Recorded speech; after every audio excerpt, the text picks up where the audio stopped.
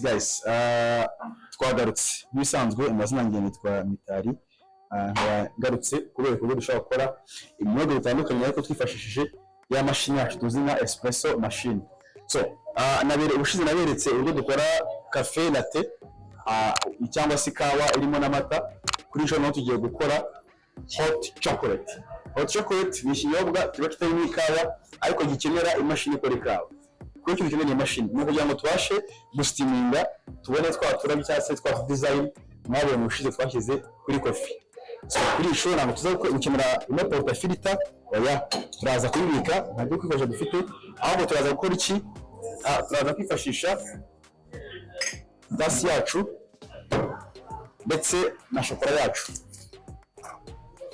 Turaza gushyiramo shokora,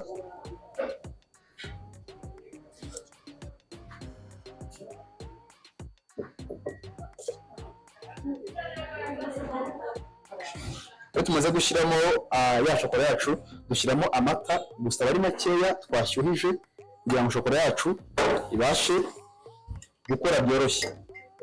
Ko dukoresha amata akonje dushobora gutinda kubona shokora yacu imeze iki. Tugomba kuyivanga neza ku buryo inoga pe.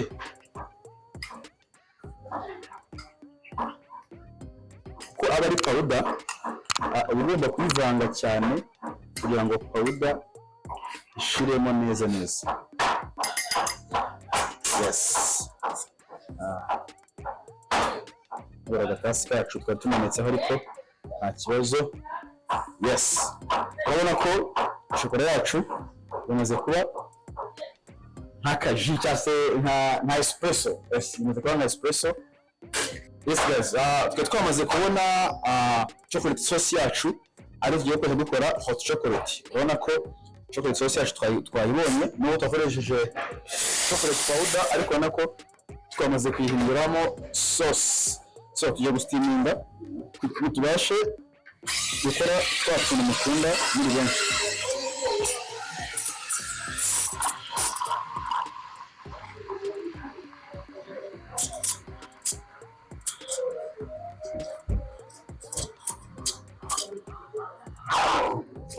Yes. Simongo kwishyushya cyane kubera ko izi drinks zidasaba gushyuha cyane.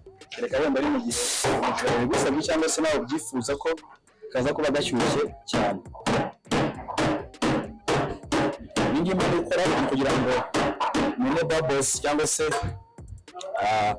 amatangi na foam bivange kugira ngo tubashe kuza gushushanya bitworoheye. Yes. Tuvangemo amata gake kugira ngo tubone espace. Hanyuma tujye gushushanya.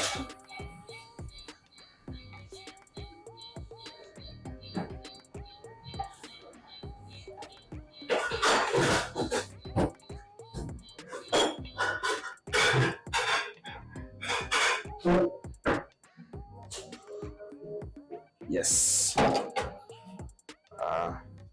Birangana kuri cyo nawe kaje neza cyane gusa ntacyo gatwaye.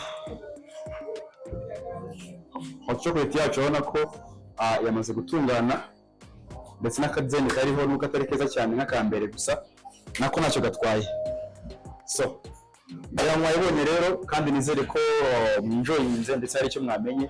Ushobora ufite mashini yawe, ushobora ufite mashini mu rugo, ushobora kuba wabyikora ntabwo ari ibintu bigoye gusa noneho twebwe tunabyigisha biri professional. Ushobora gutraininga gukora ikawa zirenze izi n'andi moko zitandukanye kuko twigisha gukora ikawa amoko arenga 15, tugisha gutunganya pizza ndetse n'ibindi byose. So muri Mozi Pizza and Coffee ni karibu dukora ku gisimenti cyangwa se kuri bisobanuro ushobora kwandikira muri comment cyangwa se ukagamagara kuri nimero zacu twatanze.